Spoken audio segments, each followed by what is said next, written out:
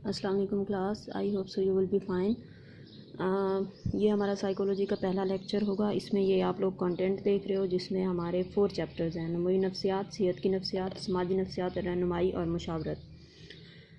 انشاءاللہ آپ لوگوں کو آن لائن کلاسز میں سمجھ آ جائے گا، because due to corona virus کہ ہمیں آن لائن کلاسز لینی پڑ رہی ہیں۔ اللہ کا شکر ہے ہم لوگ بالکل ٹھیک ہیں۔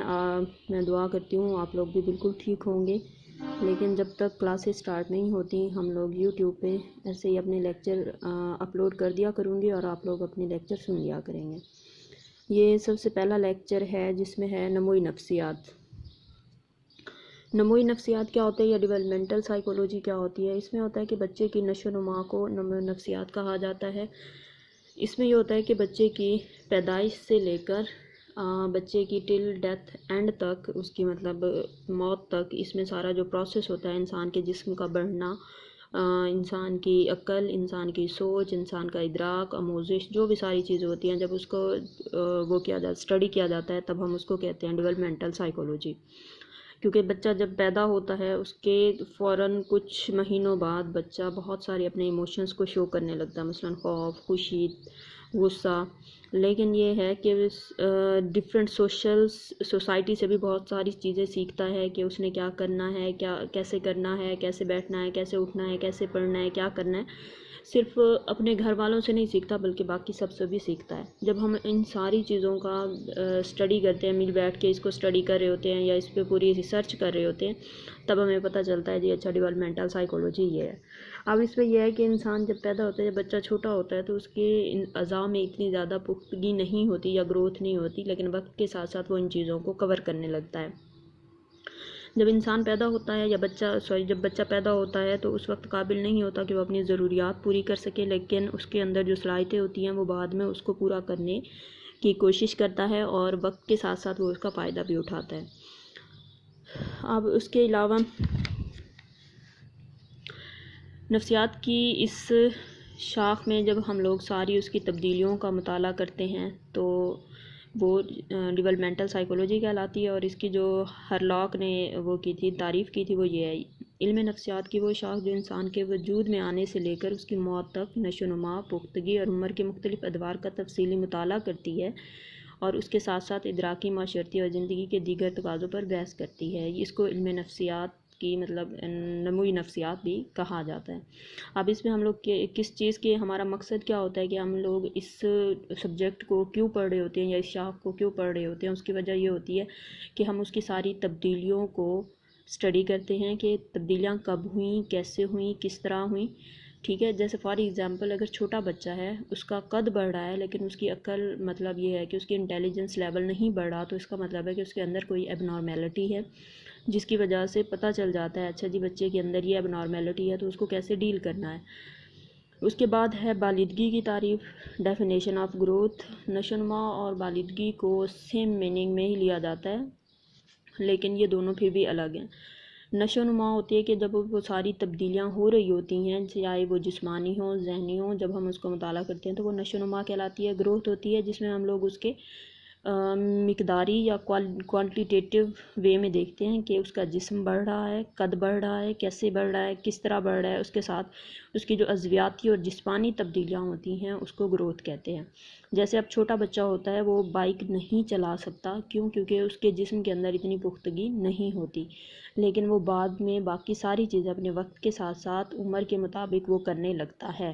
جب انسان بڑھتا ہے یا پیدا ہوتا ہے تو انسان کا جو اس ٹائم بچے کا جو نارمل وزن ہوتا ہے وہ کتنا ہوتا ہے کہ وہ 6 سے 9 پاؤنڈ تک ہوتا ہے، جو ایک سال میں تقریباً بڑھتا رہتا ہے، اور اس کے علاوہ قد اور وزن بھی بڑھتا ہے۔ اس دوسرے الفاظ میں فرد کے سائز، حجم، قد، وزن اور اعضاء میں رونما ہونے والی تبدیلیوں کو بالغگی کہا جاتا ہے۔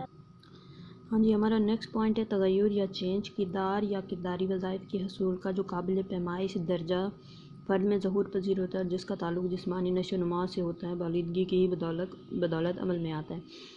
بالغگی کی جو وجہ سے کیونکہ جسمانی تبدیلیاں ہوتی ہیں تو وہ جو چینج آ رہا ہوتا ہے، تغیر آ رہا ہوتا ہے، وہ بھی یہی ہوتا ہے۔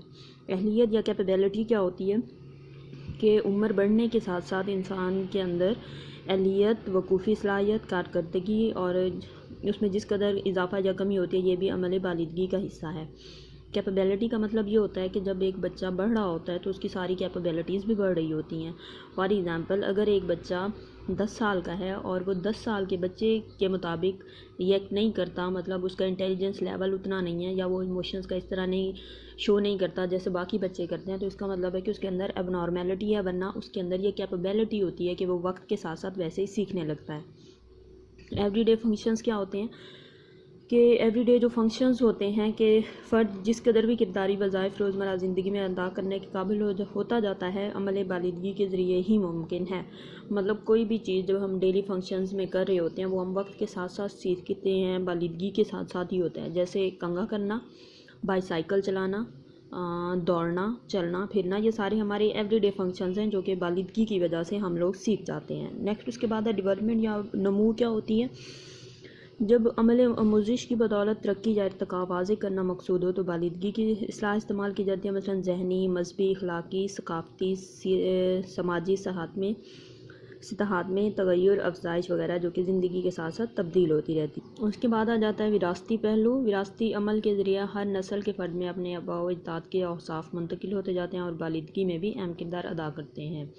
وراثتی پہلو کا تو پتہ ہے کہ جب انسان کے اندر جتنی بھی کوئی خصوصیات آ رہی ہوتی ہیں یا کریکٹرسٹکس ہوتی ہیں وہ ہمارے کس کی وجہ سے ہوتی ہیں، ہمارے اپنے ہیریڈیٹری ہوتا ہے، مطلب ہمارے پیرنٹس کی وجہ سے، ہمارے آباء و اجداد کی وجہ سے وہ خصوصیات ہم لوگوں میں بار بار آ رہی ہوتی ہیں. نیکسٹ اس کے بعد ہے ڈیفینیشن آف ڈیولپمنٹ یا نمو کی تعریف. نمو سے مراد ترتیب وار اور مربوط تبدیلیوں کا ارتقائی سلسلہ ہے جس میں کمیتی اور کیفیتی، جس میں کوانٹیٹیو اینڈ کوالیٹیٹیو دونوں قسم کی تبدیلیاں پائی جاتی ہیں. اس میں یہ ہوتا ہے کہ ترقیاتی سلسلے کا مطلب تبدیلیوں کے رکنے کی بجائے آگے کی جانب بڑھنا. ترتیب اور متعلقہ کا مطلب ہے کہ تبدیلیوں کے درمیان ایک خاص قسم کا تعلق پایا جاتا ہے. وہ تبدیلیاں جو پیدا ہو چکی ہوں یا ان کے بعد پیدا ہوں گی، ان کے آپس میں ربط ہوگا.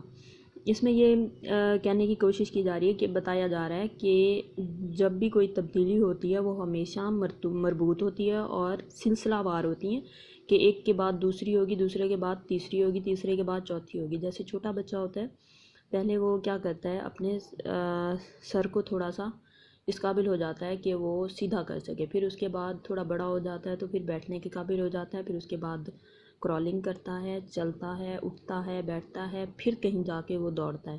لیکن اگر وہ پہلے یہ کرے کہ وہ دوڑنا شروع کر دے تو ایسا کوئی بھی ممکن نہیں ہوتا. اور دوسرا یہ ہوتا ہے کہ یہ ڈیفینیشن آف ڈیولپمنٹ میں نہیں آتا اس طرح کہ جو بھی ساری ہماری تبدیلیاں ہو رہی ہوتی ہیں وہ ہماری وقت کے ساتھ ساتھ ہوتی ہیں اور بالکل آہستہ آہستہ ہونا شروع ہو جاتی ہیں. اس کے بعد ہے پروسیس آف لرننگ. یہ عمل آموزش ہے جو بالغی کی بدولت ازویہ یا آرگنزمز میں خاص ترتیب کے ساتھ ظاہر ہونے والی تبدیلیوں کے معنی میں استعمال کی جاتی ہے، جو تمام عمر جاری و ساری رہتی ہیں اور بالغی کی غیر موجودگی میں عمل آموزش غیر مؤثر و بے نتیجہ ہو کر رہ جائے گی.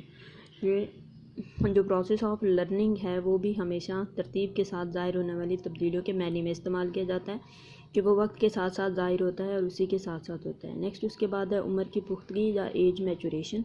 اس میں کیا ہوتا ہے کہ نشو و نما سے مراد پختگی کی وجہ سے فرد کے افعال میں بہتری یا انحطاط کا رونما ہونا ہوتا ہے. جب بچہ ہوتا ہے تو اس کے اندر کچھ اور صلاحیتیں ہوتی ہیں، وہ تھوڑا سا بڑا ہوتا ہے، جوان ہوتا ہے تو اس کے اندر اور صلاحیتیں ہوتی ہیں، اور جب وہ بڑھاپے کی طرف آنے لگتا ہے تو پھر کیا ہوتا ہے کہ فرد کے جو افعال ہیں ان میں بھی انحطاط ہونے لگتی ہے، مطلب کمی ہونے لگتی ہے. جیسے آپ دیکھ لو، ایک جوان بندہ بہت ایزیلی چھلانگ مار سکتا ہے یا دوڑ سکتا ہے، بھاگ سکتا ہے، لیکن بڑھاپے میں کیا ہوتا ہے کہ وہ اتنا زیادہ نہیں چل سکتا، نہ ہی دوڑ سکتا ہے.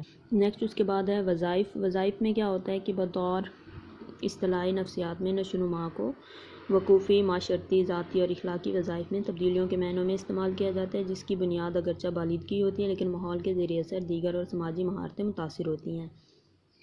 نشو و نما کو ہم لوگ کس میں لیتے ہیں؟ وقوفی لیتے ہیں، معاشرتی، ذاتی اور اخلاقی تبدیلیاں لیتے ہیں کہ ہماری اندر وہ تبدیلیاں ہوتی ہیں. لیکن یہ ہوتا ہے کہ ہماری بہت ساری تبدیلیاں ہوتی ہیں جو ہم لوگ اپنی سوسائٹی سے سیکھتے ہیں. بہت ساری ایسی سماجی مہارتیں ہوتی ہیں، جیسے فار ایگزامپل کام کرنا ہوتا ہے، بائی سائیکل چلانا، مطلب ہم لوگ سوسائٹی سے یا ایک دوسرے سے سیکھ رہے ہوتے ہیں. نیکسٹ اس کے بعد ہے پختگی کی تعریف یا ڈیفینیشن آف میچوریشن. اس میں کیا ہوتا ہے کہ جسمانی اور ذہنی دونوں قسم کے ہو سکتے ہیں اعمال ہمارے جن کی وجہ سے ہماری میچوریشن ہوتی ہے. اور اس کے علاوہ یہ ہے کہ انسان کے اندر جو صفات ہوتی ہیں وہ خصوصیات وہ افراد کے لیے نسلی ہوتی ہیں، جیسے پہلے بھی کہا کہ وراثتی ہوتی ہیں، وہ ہمارے اندر وراثتی آتی ہیں۔ بچوں کے رینگنے، گھٹنوں کے بل چلنے، بیٹھنے، کھڑا ہونے اور چلنے جیسے نسلی یا اعمال کو ان کو فائلوجینیٹک کہا جاتا ہے، اور تیرنے، بائی سائیکل چلانے، گیند پھینکنے یا لکھنے جیسے انفرادی اعمال بالآخر آنٹوجینیٹک کہلاتے ہیں۔ خصوصی افعال کے لیے تربیت اور مشق ضروری ہے۔ ان افعال کی نشو و نما ترتیب کے بغیر نہیں ہوتی ہے، البتہ کوئی بھی وراثتی میلان ماحولی تائید مدد کے بغیر پختہ نہیں ہو سکتا۔ اس میں یہی چیز ہے کہ ہم لوگ جس قسم کی بھی کوئی بھی ہماری ایکٹیویٹی ہوتی ہے وہ جب تک میچوریشن نہیں آتی، بالغگی نہیں آتی، تب تک نہیں ہو سکتی۔ کلاس آج کے لیے اتنا ہی کافی ہے، لیکن یہ ہے کہ یہ لیکچر بہت تھوڑا سا تھا، آپ لوگ اس کو دیکھ لو، اس کو سن لو، اگر کوئی بات نہیں سمجھ آتی تو مجھے کمنٹس میں بتا دیں۔ اور بیٹا آپ لوگوں نے بک یہی لینی ہے کیونکہ بورڈ کی طرف سے ہے اور اسی بک میں سے ہی پیپر بنتا ہے، اس کے علاوہ اور کوئی بک ہم لوگ یوز نہیں کریں گے۔ تھینک یو، اللہ حافظ۔